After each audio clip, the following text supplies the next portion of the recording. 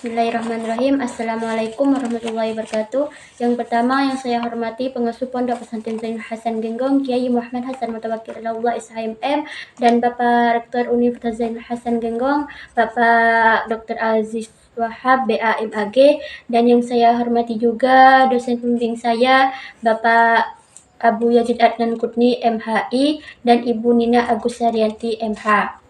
Dan yang saya hormati juga kedua orang tua saya, Bapak Samlawi dan Ibu Nuryati. Terima kasih. Perkenalkan, nama saya Hairunisa, Fakultas Syariah, Prodi Hukum Keluarga Islam.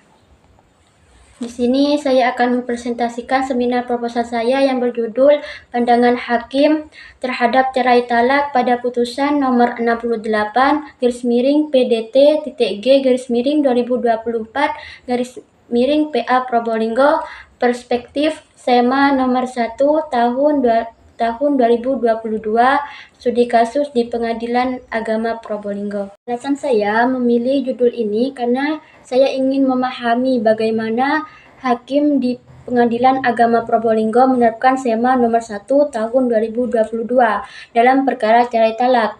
Studi ini juga penting untuk melihat pertimbangan hukum yang dilakukan hakim serta dampak terhadap pihak yang berperkara. Belakang dalam putusan nomor 68-G/2024/PA Probolinggo, hakim mempertimbangkan SEMA nomor 1 tahun 2022 yang menekankan alasan perceraian yang sah, di mana harus terbukti syarat seperti nafkah tidak diberikan selama 12 bulan dan perselisihan terus-menerus minimal 6 bulan. Dan mediasi, hakim wajib menguasakan pendamaian sebelum memutuskan cerai.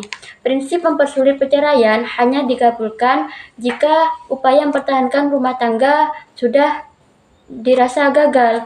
Hakim memastikan perceraian hanya menjadi salah satu solusi terakhir sesuai aturan yang berlaku.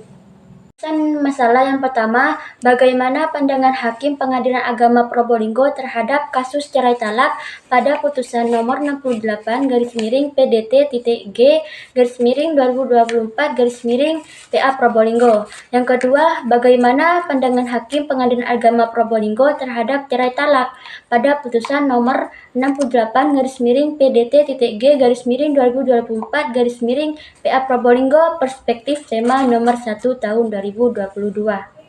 Tujuan penelitian yang pertama ingin mengetahui bagaimana pandangan Hakim Pengadilan Agama Probolinggo terhadap kasus cerai talak dalam putusan nomor 68-PDT-G/2024/PA Probolinggo. Yang kedua, untuk mengetahui bagaimana pandangan Hakim Pengadilan Agama Probolinggo terhadap cerai talak pada putusan nomor 68-PDT-G/2024/PA Probolinggo, Perspektif SEMA Nomor 1 tahun 2022. Manfaat penelitian dibagi menjadi dua, manfaat teoris dan manfaat praktis.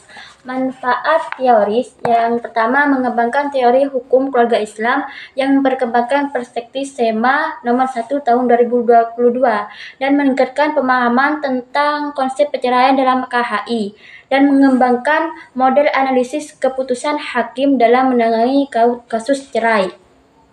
Dan manfaat praktis, bagi penulis penelitian ini bermanfaat dan dapat memperkaya wawasan yang lebih memperdalam analisis cerai talak dalam pengadilan agama. Yang kedua, bagi masyarakat, penelitian ini diharapkan dapat meningkatkan kesadaran masyarakat tentang pentingnya mempertahankan rumah tangga. Kajian teori yang pertama, pengadilan agama. Pengadilan agama hanya berwenang di bidang perdata saja dan khusus untuk orang-orang Islam di Indonesia. Yang kedua, hakim. Hakim adalah penjabat yang menjalankan kekuasaan kehakiman sebagaimana diatur dalam Undang-Undang Pasal 31 Undang-Undang Nomor 4 Tahun 2004 yang digantikan dengan Undang-Undang Nomor 48 Tahun 2009.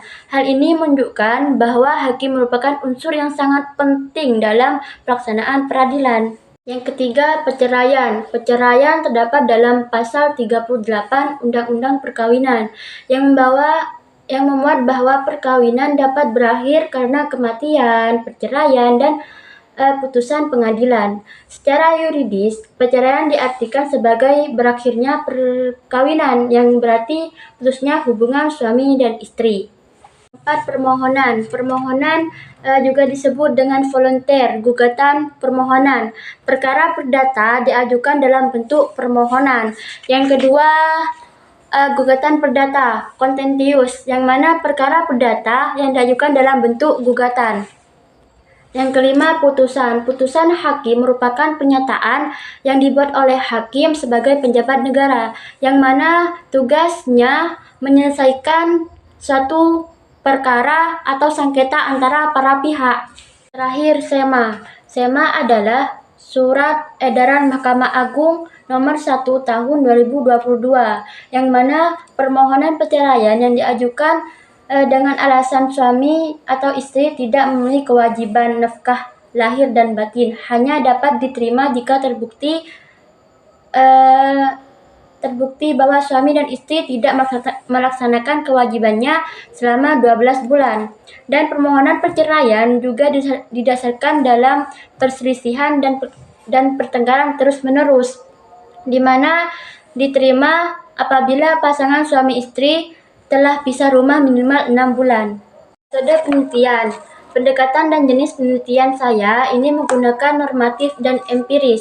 Penelitian ini juga berupa jenis penelitian kualitatif.